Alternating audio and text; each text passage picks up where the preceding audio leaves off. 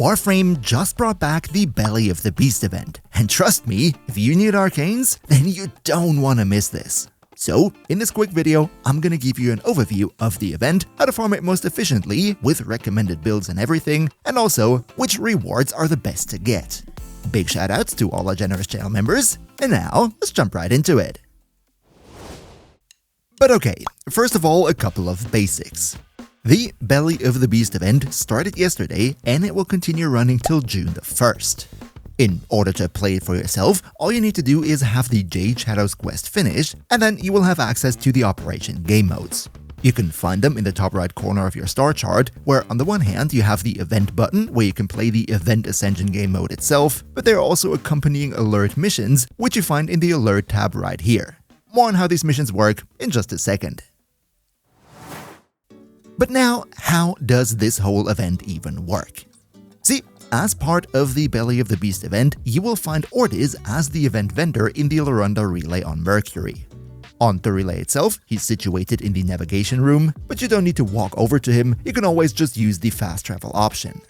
In Ortiz shop then, you can find all the items and rewards that the event offers, and we're going to talk more about them in just a minute. Just note that, in order to get all these rewards, we need the event currency called Volatile Motes. These Volatile Motes then are awarded for playing the event game mode, as well as the accompanying alerts that we just mentioned.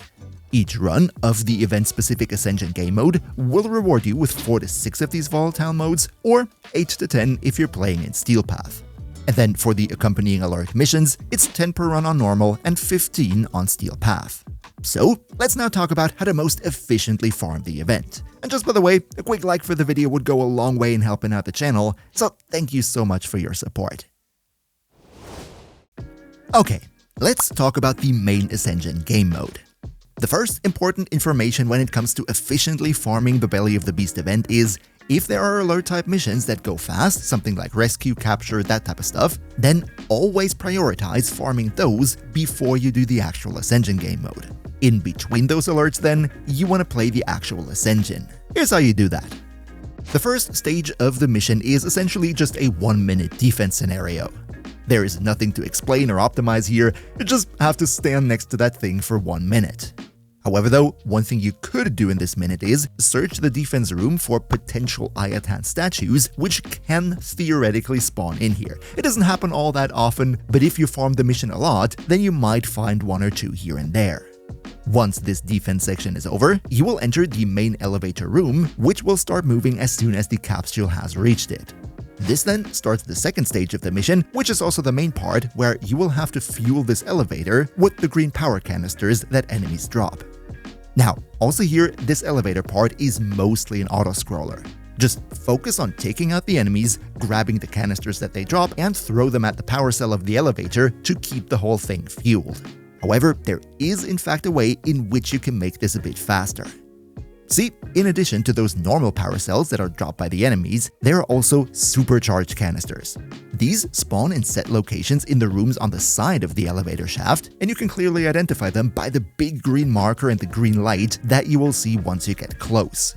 If you pick up those power cells, then not only will they power up the elevator, but they will also increase the speed to 3 times for 10 seconds.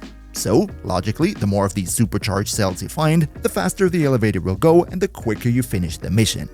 Just one thing to note here, the spawning locations of those supercharged canisters, they are limited to only a radius of 50 meters around the elevator. So it doesn't make sense to go all the way up or down to search for them, you gotta stay somewhat at the same level as the elevator. But there is even one more thing to look out for.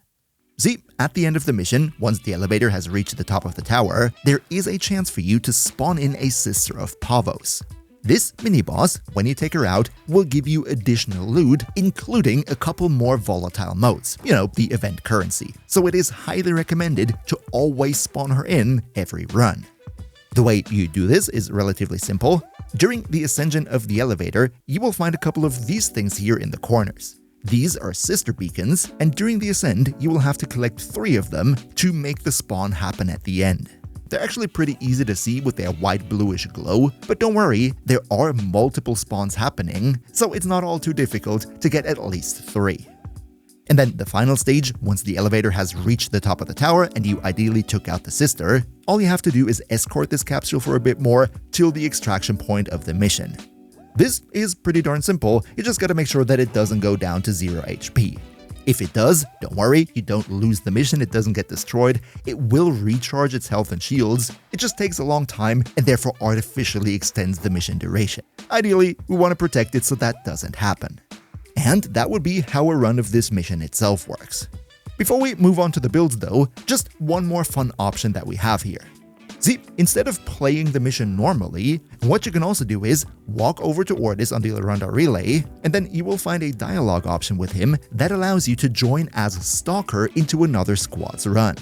This way, you can support them in the form of the stalker. However, for the stalker players, there are a couple of extra rules. First of all, you can't communicate in chat with the players whatsoever, but if the squad wins the mission, then you will also get the same rewards. However, you can't be revived, and if you die, then you will fail the mission and get no rewards at all. But now that we covered the mission itself, let's go over which warframes and weapons and builds would be the best for it. And the first thing I want to say here is that the Ascension game mode is really no highly optimized meta thing. Most of it is just an auto-scroller anyway, and in comparison with more optimized game modes, really anything goes here. However though, there are a couple of candidates that I personally think have a bit of an edge. The first one of which, and definitely the number one warframe here, would be Zephyr. See, with her, first of all, taking out enemies to get these energy cell drops is super easy. Just place your tornadoes on top of the elevator platform, and everybody who jumps onto it will immediately get caught in the tornado, making it super easy to take them out and just pick up the containers to fuel the elevator. On top of that, she's also very good for the initial defense and then the final escort part of the mission, because with her third skill, Turbulence, you can just stand next to the defense target and your windshield is automatically gonna redirect all the projectiles, keeping the objective safe. As for the build on her, it's really very flexible, right? You don't need to carbon copy what I'm about to show you here. The only thing that I would recommend is focusing on a relatively high range, because that helps with pretty much her entire kit. Strength though, we don't really need it all that much. For the Archon shards, I went for a lot of pistol crit chance. However, that's for a different Zephyr build and doesn't matter for the Ascension game mode at all, so we can safely ignore it. And for the helmet, there's really only one option, and that would be Silence from Banshee. No matter if you play Zephyr or any other warframe, this is the number one subsume for the mission. Reason being that in the Ascension game mode, you will be surrounded by tons of Jade-like Deximas, which constantly harass you with their green light beam, and if you have Silence on, then they just cannot cast that. Now, for the build itself, this right here would be what I'm working with. But again, you don't need to carbon copy this. You can switch out probably half of the mods here and it would still work. The only things that are important here would be, of course, as I said previously, a high range, to both have a high range on the tornadoes, as well as on your turbulence, as well as for your grouping if that's what you want to do, and also to make sure that your silence basically hits everybody in the room. Then we focus on a lot of duration too, for which we have Prime Continuity and then 2 Arcanes, Arcane Concentration which gives us 60%, and Mold Efficiency for another 36%. If you wanted to, you could go and also add Augur Message for even more duration, but I don't think it is necessarily needed. If you want to go for it though, then switch it out with Streamline. Of course, we go with Flow for more maximum energy, and then for your energy income, I went with Equilibrium, but you could also go for Energy Nexus or replace one of the Arcanes with Arcane Energize, whatever you feel most comfortable with. The Aura slot is completely optional, however, I do recommend Preparation in the Exilus if you have it, because starting the mission with full energy is just a really convenient thing, especially if you want to speedrun the whole mode over and over again. But yeah, Zephyr is definitely the number one for this mission. However, there are two other warframes that I think are very convenient, and that would be Titania as well as Wukong. The reason for that is that, as we previously mentioned with the game mode, there are a bunch of items in the rooms next to the elevator shaft, like the supercharge modes and also the Sister of Pavos beacons, that you want to pick up along the way.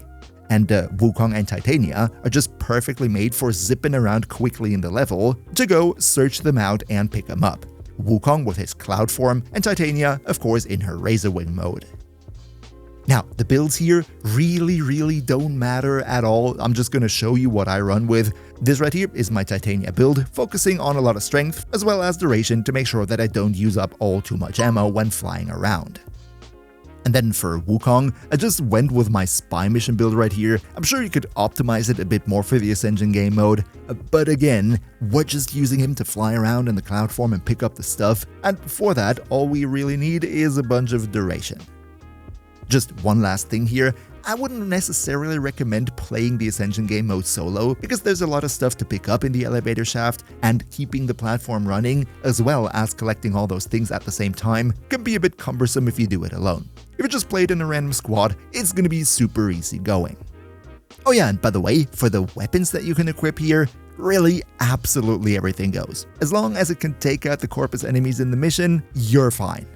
Just a little side note here, even though the Sister of Pavos at the end is pretty darn weak for a boss enemy, it still goes faster if you one-hit her with a heavy slam melee, or you bring a dedicated boss killer weapon, like for example the Perigale Prime that I recently featured on the channel.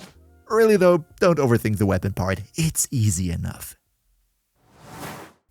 But now that you know how to most efficiently grind your eyes out on the Ascension game mode, let's also talk about which rewards you can get out of this event.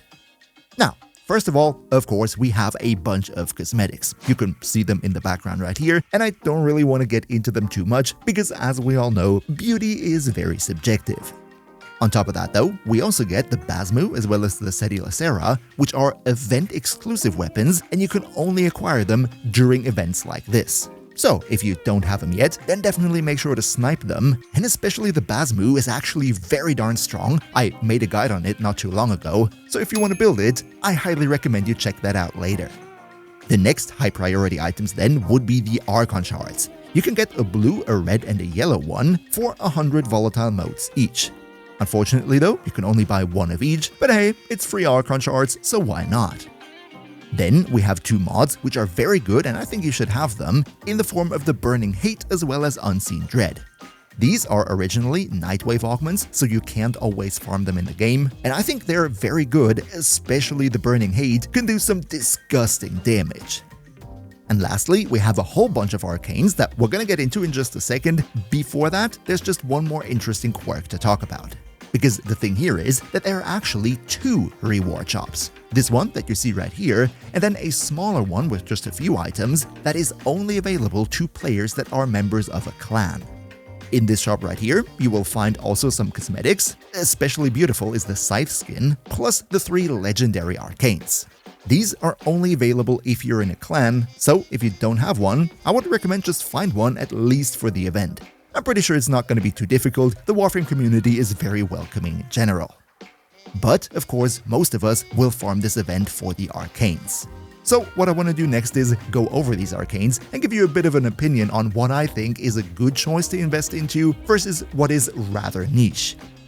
Arcane Warmth, resistance to cold status effect, I don't think that's all too necessary. However, Arcane Nullifier, making you resistant to magnetic, that's actually pretty good in certain situations where you really do not want to lose your energy or your shields.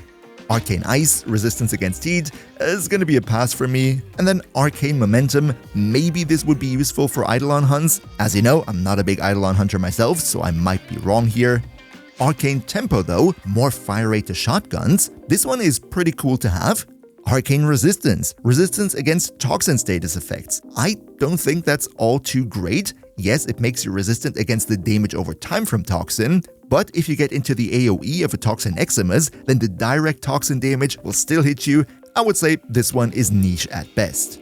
Arcane Healing, that's gonna be a no for me. Same for Arcane Deflection. Arcane Velocity with the health regeneration, I don't think it's terrible, but nowadays we have better options to regain our health. Arcane Strike though, this one is definitely a high priority, so I would definitely say if you don't have this, try to get it in this event. Arcane Awakening, more damage to pistols, it's not really my personal favorite. Arcane Guardian though is always pretty nice on health tanks. I think Arcane Guardian is definitely no S-tier arcane, but still a valuable tool to have in your arsenal. Arcane Phantasm, on parry, chance to get speed, more niche than anything else. Arcane Eruption, similar thing, there might be ground finisher builds that could make use out of this, but if you don't have the time to farm tons of these arcanes, then I would probably skip this one too. Same thing for Arcane Agility, nice for movement, but there are definitely better ones on the list here. Such as Arcane Acceleration maybe, on a critical hit you gain chance to have a fire rate to primary weapons, excluding shotguns, so basically it says fire rate to rifles. Arcane Trickery, become invisible after a finisher kill. This one is pretty cool for niche builds, but also here I gotta say, if your playtime is limited and you can't farm all of them, then I wouldn't necessarily focus on this. Arcane Velocity though, fire rate to pistols, this one is very good, high priority, because we have a lot of Warframes nowadays with exalted pistol weapons, and this one helps a ton with the DPS on those frames. Same goes for Arcane Precision, 300% more damage on secondary weapons. This one too is really good for set exalted secondary Warframes, but in general, pistols in Warframe are very strong, and this one is a good arcane. Arcane Pulse is a definite nope, I don't even think I own this one. Arcane Ultimatum, armor on finisher kill. I think 1200 armor for 45 seconds is definitely good, but you need to have a build setup that can do those regular finisher kills, so I say decide for yourself. Arcane Aegis though, definite recommendation here, focus on this one, because it is crazy on any shield tanking type of Warframe, giving you ridiculous shield recharge rate, and the special thing about Aegis is that even if your shield breaks, the recharge just instantly continues, so it basically keeps you invincible for its entire duration through mere shield gating alone. Arcane Arachne, very good on specific niche builds, giving you damage on wall latch. I think if you know the builds that I'm talking about, you will probably already have it. If not though, you might get it, but get the other ones that you want to focus on first. Arcane Rage is pretty neat, more base damage to primary weapons. Same goes for Arcane Fury, more melee damage. Arcane Avenger is one of my absolute favorite arcanes in the game, giving you 45% more crit chance to all your weapons. You must get this. Okay, the final three ones, the legendary ones, starting out with Arcane Energize. I know a lot of people don't like it anymore, I know a lot of people say it's fallen off, and that is correct because nowadays we have tons of different ways of regaining our energy, but I still think having Arcane Energize as an option is a good thing. Arcane Grace is the arcane for you if you're in Naros or a Nidus main. On other frames though, I don't think it's all too great. And then finally Arcane Barrier, giving you a chance to instantly restore all shields once your shield gets damaged. It's cool on some shield frames, not gonna lie, but overall I think Arcane Aegis, the one that we previously talked about, which gives you crazy shield regeneration, I think that one is actually much more useful. And if you haven't already, then also check out my list of the most profitable game modes in Warframe right here. Another massive shoutout to Niels V, Demonoid Zell, Demon Emperor, Emperor Prime, Nost Linux Gaming, Turtle Pier on Dakanio 2, Skylar Bowser, Mihawki, Socrates the Almighty Rat, Leo Morazaki, Shadow Lockhart, Antares, Patrisader, Boomy01, Mr. Games, Zave, Awendai, Azengen, Quax, Henrik5984, Blue Eagle 98, Hearthwield, Everin 8802, Gabriel Tevez, Yaku Ivan Gonzalez, Candy Fox 19, and all other generous channel members for your continuous support. We see each other hopefully in the next one, and until then, have fun with the elevators.